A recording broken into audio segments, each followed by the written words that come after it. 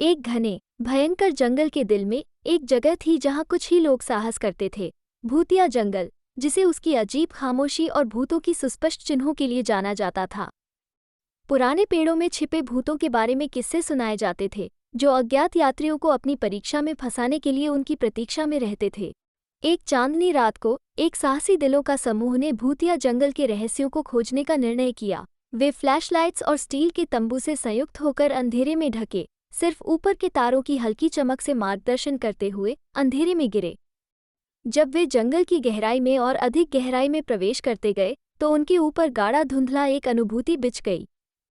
पेड़ों के बीच अजीब से आवाजें गूंजने लगीं, भूतों की खामोशी, झूलते पत्तों की आवाज और कभी-कभी दूर से एक अदृश्य प्राणी के गर्जन की। अचानक उन्होंने एक ऐसी खुली स्थल में गिरने पर पाया जो एक अजीब नीली रोशनी में नहाने लगा था।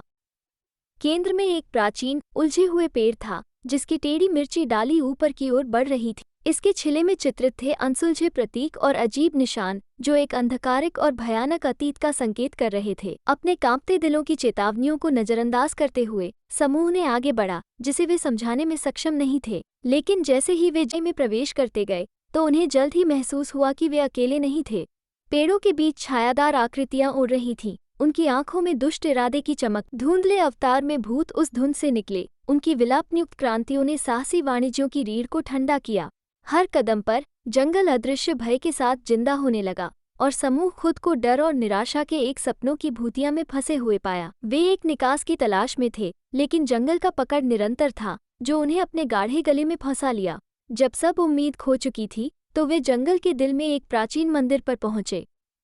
कांपती हाथों के साथ उन्होंने भारी पत्थर के द्वार खोले और भीतर भागे, बाहरी भय के आश्रय की खोज करते हुए। जैसे ही अरुणोदय और सुबह की पहली किरणें अंधकार को फाड़ दी, समूह मंदिर से निकले, हिले हुए लेकिन जीवित। भूतिया जंगल ने उनका साहस और संकल्प की परीक्षा ली, लेकिन उन्होंने विजयी होकर निकला, जिनके द्वारा उन्होंने उनके अनुभवित भय को देखा।